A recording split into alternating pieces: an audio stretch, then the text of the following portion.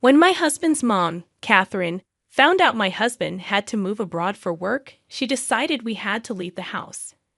We had nowhere to go, so I took my 2-year-old daughter to the park, feeling lost and unsure of what to do.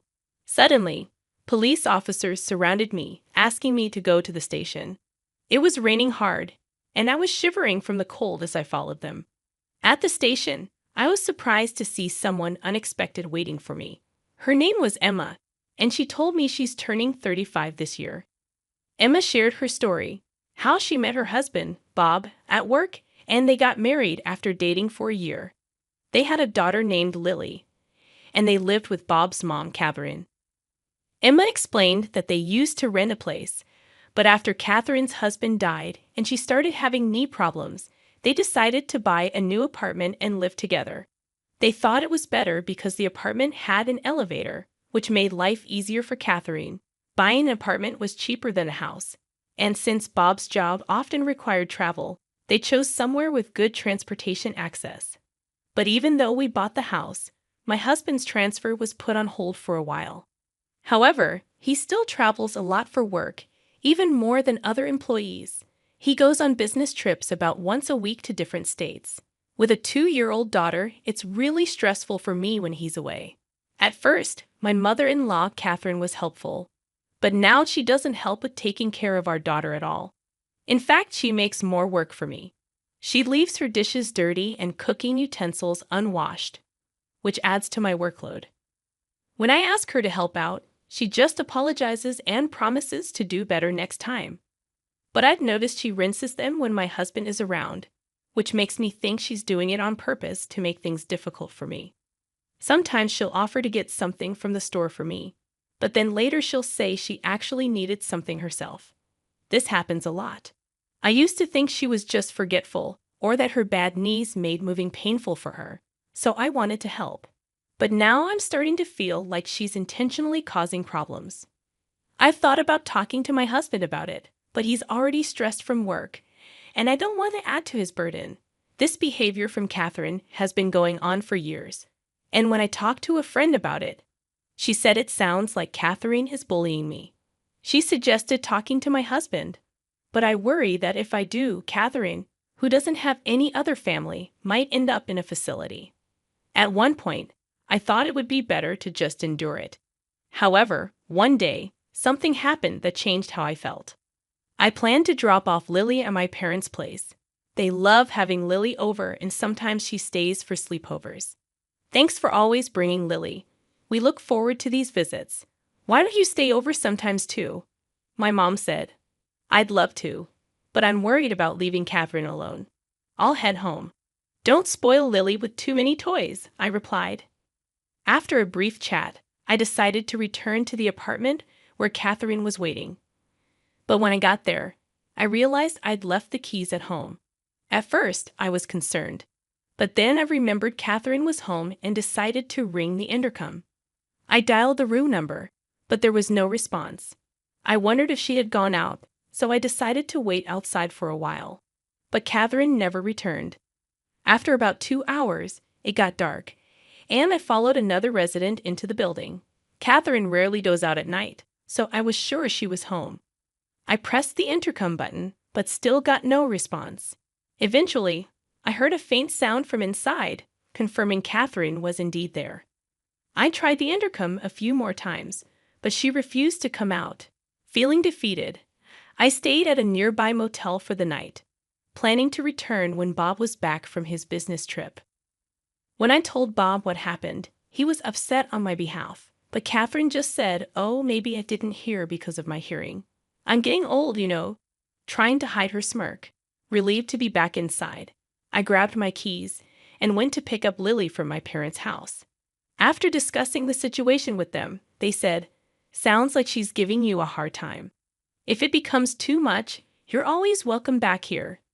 Their comforting words brought tears to my eyes, but in front of Lily, I quickly wiped them away and headed home.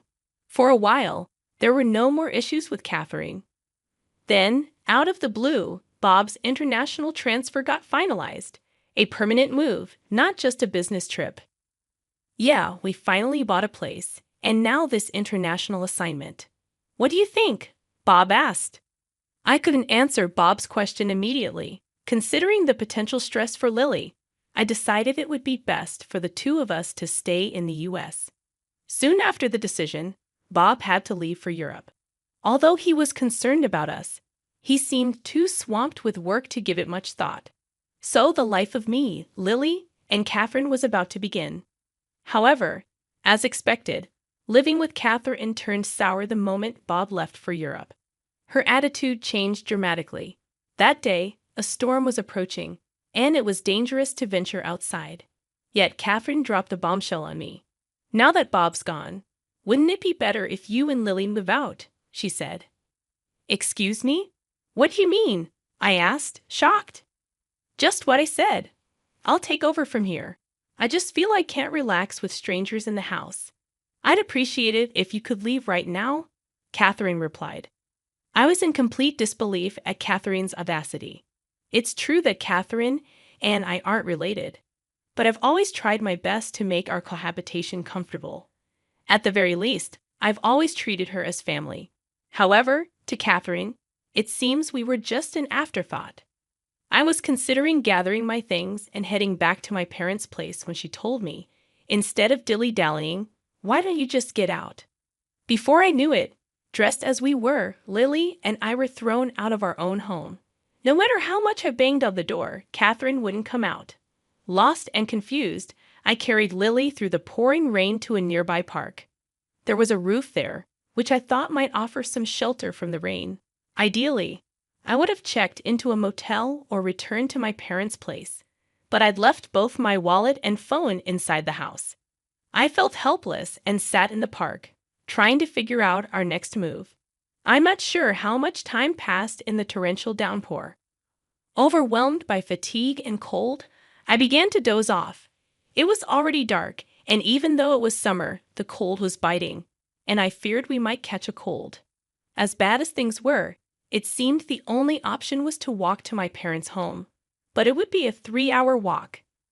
As I was contemplating our situation, I saw 2 distant lights approaching. Given the rain, I couldn't see clearly, but the lights belonged to 2 police officers. I thought maybe they could help. But before I could approach, one of them called out to me. Are you Emma? And is this little one Lily? The officer asked. I was surprised the officer knew my name but weakly replied, Yes, that's us. Then the officer said, Please come to the station with us. Why the police station? I wondered if something was amiss. Urged by the officer, Lily, and I got into the patrol car. We were freezing from being out in the rain for so long, but the officers had thoughtfully brought large towels. You might need these. We've got some spare clothes back at the station for you, they said kindly.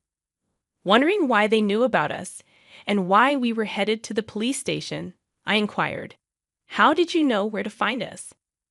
They responded, We'll explain everything once we're back at the station. For now, just try to relax. Exhausted, I soon fell asleep and woke up to find we had arrived at the police station. Following the officers inside, to my surprise, I saw Catherine and my uncle. Uncle, what are you doing here? I asked. He was contacted by Bob. Bob suspected you might be having issues with his mom, and since he's abroad, he wanted me to keep an eye on things for him, my uncle explained. According to my uncle, Bob had spoken to him about this issue. Before he said Bob had requested him to keep an eye on things since he couldn't be there himself, being overseas. It turns out he saw us in the rain earlier today. He was considering taking us in himself, but thought Catherine's behavior was extreme, so he reported to the police. That's why the officers knew our whereabouts and came to get us. Catherine had also been asked to come to the police station.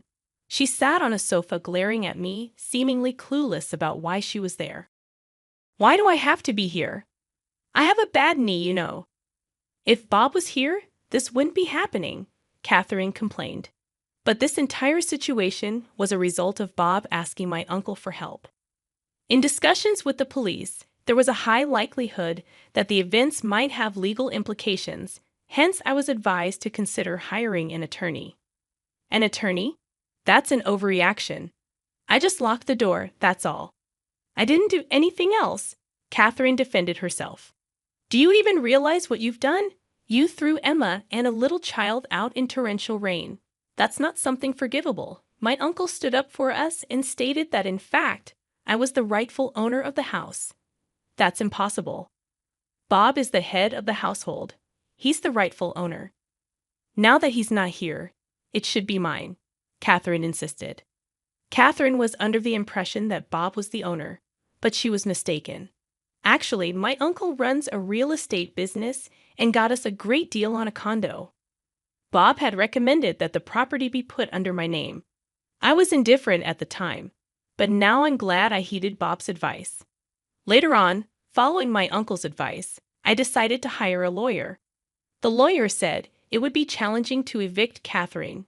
Therefore, the best course of action might be to place her in a care facility. Upon hearing this, I immediately called Bob to explain the situation. Bob hadn't anticipated the issue would escalate this much and said he'd like to return from Japan to discuss it properly. He also said he was considering placing Catherine in a facility, unaware of all this. Catherine, despite being at the police station, casually snacked on some crackers. I couldn't return to the house with Catherine, so I decided to take shelter at my parents' place until Bob returned. Bob would be back in a week, giving me time to ponder our next steps. If Bob wouldn't support me, then divorce seemed like the only option.